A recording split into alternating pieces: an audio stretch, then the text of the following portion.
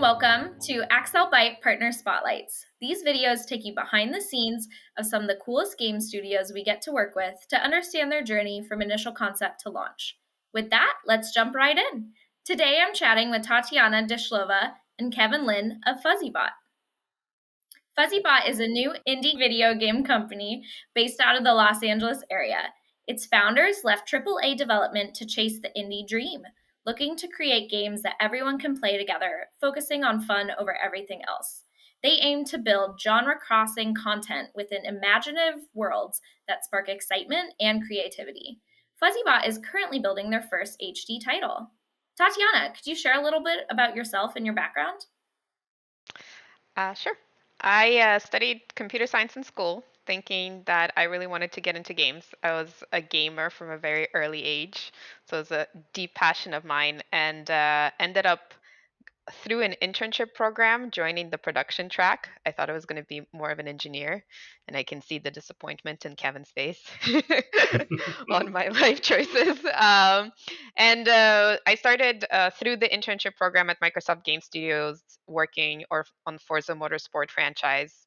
It was a really good first out of school experience, fantastic studio, fantastic product. That led me to a job at Electronic Arts on the Need for Speed franchise, which brought me to LA, where I met Kevin and Max and Jake and Andy and Sam and a bunch of other people who are now part of FuzzyBot. And yeah, that was that was a very quick intro to my background and how I got into gaming. Great. Thank you so much for sharing. Kevin, how about yourself? What's your background in? Yeah, I started out as an engineer, and unlike Tatiana, I remained an engineer for the last 20 years or so. Yeah, I started out making with a small studio in Utah, making like family friendly games. And then after that, I moved to Los Angeles during the pandemic, and then moved on to Obsidian, and then back to EA for another 10 years or so, and met Tatiana and Max and everybody else in the original FuzzyBot crew. And now we, like I said, starting to chase the indie dream and trying to make this work as best as we can. That's great. Thank you for sharing. Curious, could you maybe share a little bit about how FuzzyBot started and why the name FuzzyBot? So it was, I think, almost 2 years ago now. A group of us was working on a really cool project within DICE Los Angeles. The project kind of came to a conclusion, and it was during the pandemic, and we were actually just having like happy hour on my front lawn and thinking about kind of what are we going to do next? Are we going to continue working on Battlefield? What other cool things are happening in the area? And then as we got to chatting, we all kind of started to realize we wanted to continue working together. And it seemed like a good time since we were all finding ourselves at this crossroad to potentially try for this. It took a bit of time to really make it more concrete. And I think even the first couple of months seemed really surreal when we started the company. But I would say it was, from my perspective, it was this really unique moment of having a group of people that really enjoyed working together on building things kind of from the ground up within a big studio, having confidence in each other, and kind of being at the same point in time of wanting to continue to do really cool things together. And that really was the inception for me of FuzzyBot as a studio, just our small crew on the lawn. Sounds like a great start. And for the name, we actually, this was our second name. We did brainstorming all together, put things into a spreadsheet, did like process of elimination. Initially, we picked the name Miniverse because we kind of had big ambitions, but we were a small team. And then we realized that that name was taken by another company. So we had to go through a whole panic renaming process, and pretty happy with FuzzyBot. The thing that our creative director really wanted to have is a studio name that represented a bit of joy, and he, he was really inspired by Nintendo and wanting to have a studio that could appeal to make games for people of all ages and demographics, and wanted to have something that was playful and fun, and something that like would be easy to Google for. Like there was a lot of practical requirements, and I don't even know who put that name on the original spreadsheet, but it's one of those things that when we initially picked it, we kind of liked it, but then when we saw the logo with the little fuzzy robot, that's when it really solidified as this identity of a studio that that when we all came from more like mature type games like Battlefield to wanting to really establish our own identity and to create this more genre crossing content that we could share with like people in the studio sharing with their kids, etc. So wanting to have a more across all ages identity and having some fun with it. Yeah, That's we very we had a fun. spreadsheet with what 100 names or so. Yeah. I can't remember. Yeah. Oh We wow. had a lot of names, Hmm. and we ran a tournament where everybody in the team votes until finally one name wins out. Hmm. And yeah, it was not an easy process, but I think No. it worked out. And we had Yeah. to do it twice. So, Very nice. And I do love the logo. It's very cute. If either of you had to start over, what do you think you would have changed about your approach in starting a studio? Hmm. Um, I think we're kind of still learning. What I found is anytime because we've been around for such a short time, just like a year and 10 months or just over a year and a half. Every time I look back and I think, oh, I should have done this differently, a couple of months later, I'm like, no, that was the right call. So it still feels early to look back and do that type of postmortem. I still more rely on the things that I think we did really well, which is we talked a lot about why we wanted to work in an independent studio. I mean, there's, job security and good pay and working on big AAA established franchises when you work at a company like EA. Um, but we were all in our careers where we wanted to uh, have a lot of ownership and a lot of creativity and really try to take all the learnings of our careers and not just build a specific type of game, but also to build the studio in a specific way. So I think that would be a good one to look back on when our first game comes out. But I do think starting off with a core group of people that really enjoys working together and has that complementary skill set is like through all the ups and downs have been the strongest core and the one thing that was like really building it from the people out has been a really good approach for us. But Kevin, maybe on the tech side, you have a list of regrets already. well, I mean, it's both of us. Most of uh, the team that started the studio, we've had about 15, 20 years of experience, and we started over so many times. So I think a lot of it, right now, we're still applying a lot of the learnings that we had from previous projects as well and trying to do it better. Um, but at the same time, right, I'm starting a studio. That's definitely new. I worked in indie studios before, but never from the start like this. And we're still pretty fresh into it. I'm sure we did plenty things wrong. Maybe I probably would like an office sooner. once, once we got a physical space, that was a tremendous help to me. But other than that, I think you know we we do the best we can, and I ask us again a year later. I'm sure this Sounds topic good. can go on for quite a bit Hmm. longer. Yeah. Yep. I'll do a I follow think up. like kind of touching on Kevin's point earlier, one of the big lessons that we applied from some of the other projects that we've been a part of from the ground up have been having picking a game that is really easily understandable and that's easy to communicate to others at a high level.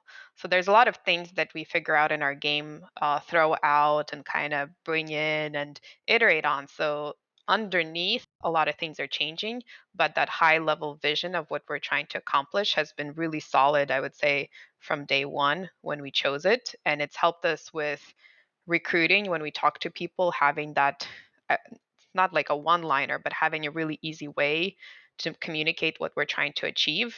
And also when we sometimes get lost in the weeds, that vision and what we're trying to do has always kind of brought us and centered us. And I think on some previous project, we haven't really had that North Star that's so easy to communicate, explain, and comprehend. And that has made uh, building things from scratch and the experimentation a bit more difficult, especially as you bring more people in who start to work on specific components of that vision. It's really good if it's super solid, and it's not always just a designer, creative director trying to spend most of their time realigning and explaining something that's really deep and really trying to find its identity. So I think that's something that was important to us, something that we got early, and something that has helped us and has been one of the big difference between this project and some of the other ones. That's great. I think that's really, really solid advice there, and sounds like it worked out really well for you and the team. And definitely on the tech side, we're still learning quite a bit about what we can build ourselves versus what we buy, right? And that's not just again all bits and pieces of the studio. For instance, like version control server, we initially paid a service, and turned out it just wasn't good enough, and we had to do it ourselves. And since then, we paid a contractor to make a build system for us, and that phased out after a year.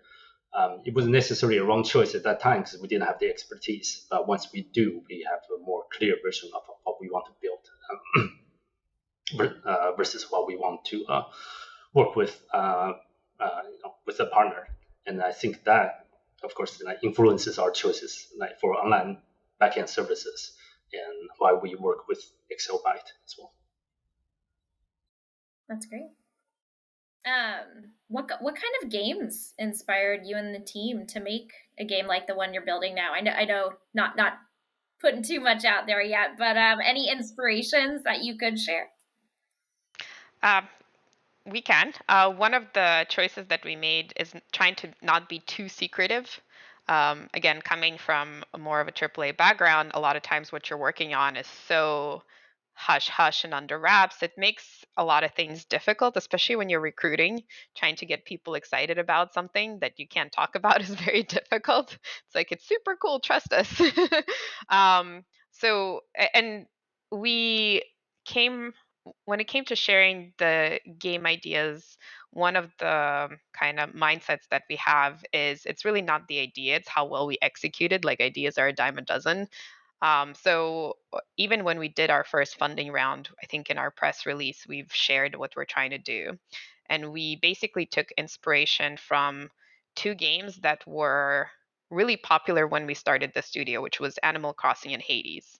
And both of them were popular for different reasons at that time. I think Animal Crossing really created this space for people to hang out in and do things together that wasn't a very core gaming experience for like the hardcore gamer, that people could still share and do things together in a virtual space when they couldn't come together in a physical space. And then Hades was just this really well executed game from a studio that spent a decade honing their craft and kind of came at um, towards after a long tail of really great rogue games and kind of really pushed that genre into the spotlight outside of just the triple I space. So we admired them for two different reasons. On our team, we generally have played a lot of rogues, even when we worked on other projects, and really liked some of the cleverness of the designs that the rogue genre brings. Um, and I think it was our senior gameplay engineer who said, what if we combine the two?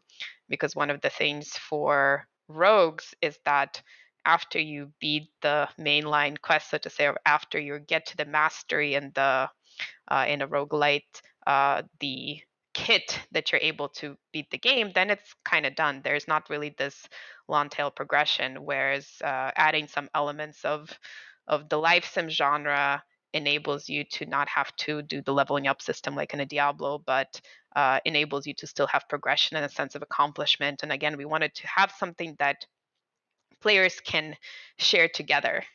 So outside of just the combat experience. So we had this idea of combining the two genres and then making it even more social through co-op gameplay, which the engineers love because MP makes everything so much easier. um, and so those were the two big inspirations. We've since pulled inspiration from multiple things. Our mission systems influenced by Monster Hunter. We have tons of references, and as a team, we tried to play a lot of different games and pull good ideas. Again, as a smaller team, we don't want to reinvent the wheel and everything. We like to take inspiration from games that solve certain problems well.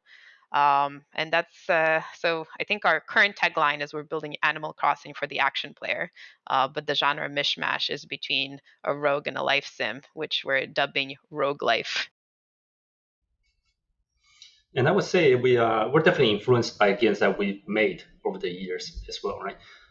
Even though back in AAA and EA we made very different games like Battlefield and Need for Speed, but a lot of the lessons carry through. We made multiplayer games pretty much for our careers. I mean, I started my career making multiplayer games, and it's been ongoing ever since. And same thing with most of the other team members. So that's why multiplayer has been important to us. It's a significant risk. We know how much work it takes, but it's also a strength because we've done it so many times. And our past gameplay experiences, making shooters and whatnot, some of them do carry over to our current combat, and influences how we drive the feel and the implementation of the game as well. Great, thank you. Why did you choose to partner with AccelByte? So I'll do kind of like a background, and then Okay. Kevin can. So actually, we're starting to do a bunch of research, and I happened to, through LinkedIn, see Raymond's profile pop up, who works at AccelByte as one of the VPs, and we work together on at Electronic Arts. And I was just like, Raymond's a cool dude. I want to talk to him about AccelByte, and if anything, get his advice on what we should do, because he was our online TD. So I knew that he spent a lot more time thinking about this space than like I have, maybe even Kevin has had. I don't know. So that was like the initial reason I reached out to AccelByte, is just a kind of former coworker that I admired a bunch, specifically as an expert in this space. Yeah, on the implementation side, I think a lot of it is, like I said earlier, is to figure out what we can own as a small team, right? What we actually want to spend our engineering and implementation efforts on. We have 2 engineers starting, including myself, and we really like to focus as much on the game itself as possible. But coming from AAA, I also know how much work and risk is involved in the online component, right? In persistence, in matchmaking, and all that. And those things have to be right for the players. I remember somebody else saying that's kind of like table stakes, and those things have to be good as a baseline. Otherwise, people wouldn't even get to enjoy your game. So combine the lack of resources and the high bar that I think we need to meet, it was pretty obvious that we need to work with people with a lot of experience in this area. Right? And we started looking for partners to work with. And thankfully, Tatyana knows Raymond, and we started talking. And AccelByte is at the level where the maturity of the environment, having shipped games, and the experience of the team. And as we start working more with the team, we really appreciate the support that we've been given, and especially all the help for a small unknown studio like us. It's been tremendous in getting things started. And we always have the playtest first mentality, and working with the ready-made environment like AccelByte allowed us to prove the online features really quick. I think in pretty short time, maybe like a month or so, we were able to get started on daily playtests using AccelByte environment, including matchmaking with the people within the studio.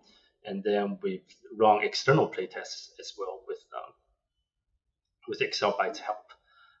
So I think that has at least proven to me that we definitely made the right choice starting out this journey with AccelByte, and it's been helpful ever since. And I'm very much looking forward to shipping the actual product and see what see everything that we're building towards like in the hands of players.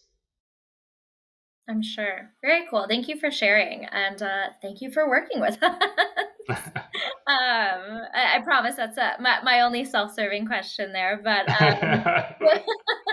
I'd love to know if you can share, what's your plan for the next 1 to 2 years? What are those kind of short-term road to launch goals? Launch the game. That's really like the main focus. Get some sleep. Yes. But yeah, we're wrapping up pre-production at the end of this year. And then next year, we're already starting to do bigger play tests with players. I think we're aiming for one with a couple of hundred folks in the fall as we look to validate some of the interconnecting features and the loop between the two parts of the game. And then, yeah, looking into the next 2 years, definitely bringing the game to market. We're looking at a worldwide launch cross-platform, but potentially in early access earlier than that on one platform. So figuring all that out, growing the studio, it's enough to keep us busy. Sounds like it.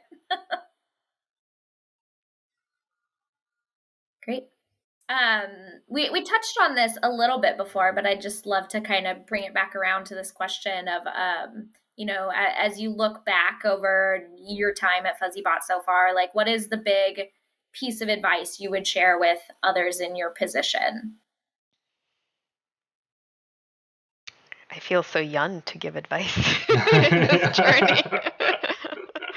I mean, what I can say is I've mentioned initially that we started it from a core group of people that really enjoyed working together and had really great complementary skill sets. And I think um, the having a good group of people that kind of believe in similar things, looking forward to the same thing has worked out really well.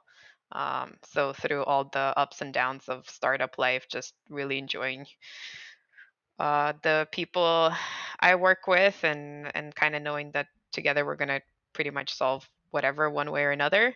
That has been fantastic. So that's, I don't know if it's a lesson, but it's something that kind of has been the core thing that I've enjoyed about this journey so far, even as the kind of the stress of startup comes and goes in pretty big waves. Yeah, I will echo that as in the team composition, like understanding what the teams is generally capable of, I think has been very helpful since we all worked together for years prior to starting FuzzyBot. So in some ways, we're kind of lucky, and we have a pretty much formed team on starting the studio. So it's not just Max out there coming up with crazy ideas and then hiring a team to do it. The fact that we have a team with a lot of experience and we trust each other means we're able to kind of check the vision. It might still get crazy. I'm hoping not. But so far, we have been able to tackle all the challenges quite well. And that drives our decision making everywhere, right? Like the decision to work with AccelByte, decision to select an engine, decision to choose a type of game that we want to work on.